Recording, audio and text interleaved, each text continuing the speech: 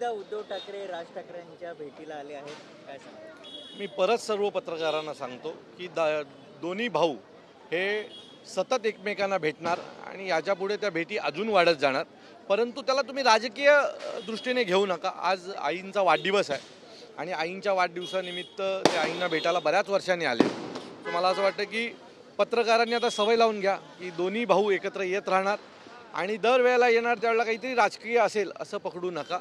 कौटुंबिक भेटी देखील होतात, सण चालू आहेत, वाढदिवस आहेत।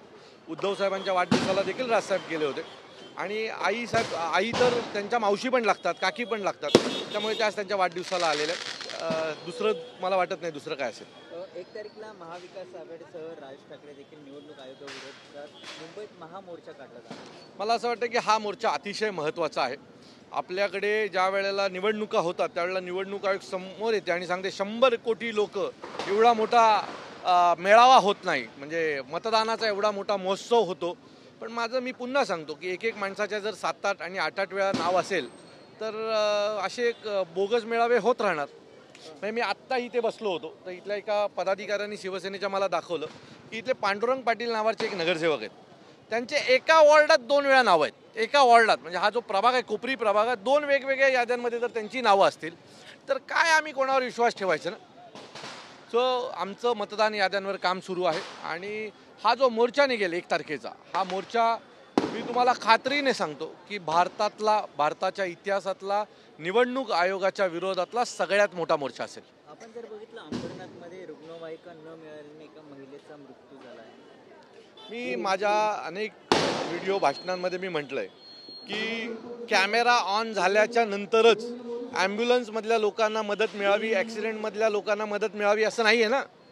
कॅमेरा बंद असताना देखील ॲम्ब्युलन्समधनं लोकांना जाता यावं, ॲक्सिडेंट झालेल्या लोकांना मदत मिळण्यात यावी। मला असं वाटतं की दरवेळेला आमच्या उपमुख्यमंत्र्यांचे व्हिडिओ येतात लोकांना मदत करताना, आज त्यांच्याच ताफ्यामुळे एका महिलेचा जीव गेला। जबाबदार कोण? प्रशासन, उपमुख्यमंत्री, की जो नेहमी केला जाणारा दिखावा? सो मी नेहमी म्हणतो की व्हिडिओ चालू करून मदत करण्यापेक्षा व्हिडिओ बंद असताना देखील लोकांना मदत मिळावी आणि त्यांची जीव वाचले गेले पाहिजेत, नाहीतर हा धोटांड आहे, बाकी दुसरं काय म्हणण्यात अर्थ नाही। मुंबई महापालिका निवडणुकीमध्ये राज ठाकरे आणि उद्धव ठाकरेंसोबत युती करणार नाही आणि स्वबळावर कोण? भाई मला असं वाटतं की आम्ही अजूनही त्यांच्याशी कुठल्याही प्रकारची चर्चा सुरू केलेली नाही आहे, बरोबर आहे, आणि आम्ही त्यांच्याबरोबर युती करणार असंही म्हटलेलं नाही आहे। या ज्या सगळ्या गोष्टी आहेत त्या 2 भावांमधल्या आहेत। राष्ट्रवादी काँग्रेस आमच्यासोबत उभी आहेत, याच्या बाबतीतला जो काही निर्णय असेल ते वरिष्ठ लेवलला होईल। आता या विषयावर भाष्य थोडं जास्त होईल, भाईंने पण आमचा सल्ला आहे की थोडं सबुरीने घ्या। आपण जर बघितलं मुंबई महापालिकामध्ये महायुतीची युती असणार आहे, मात्र ठाण्यामधून देखील चित्र स्पष्ट झालं। मी तुम्हाला परत सांगतो, यांची हिम्मत नाही वेगळी लढायची। माझ्या शब्दावर विश्वास ठेवा की यांचे कार्यकर्ते यांनी सगळे फुगीर भरती केलेले आहेत, आता हे फुटू नयेत म्हणून आम्ही वेगळे लढण्याचा नारा आहे।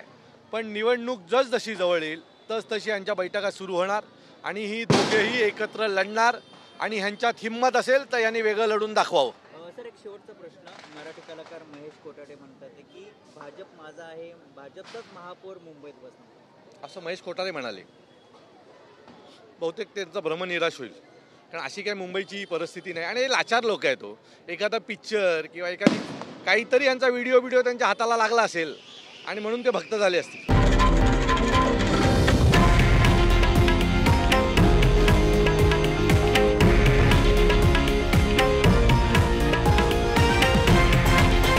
हे आहे देशातील नंबर 1 न्यूज नेटवर्क आणि आपण पाहत आहात TV9 मराठी, एकमेव।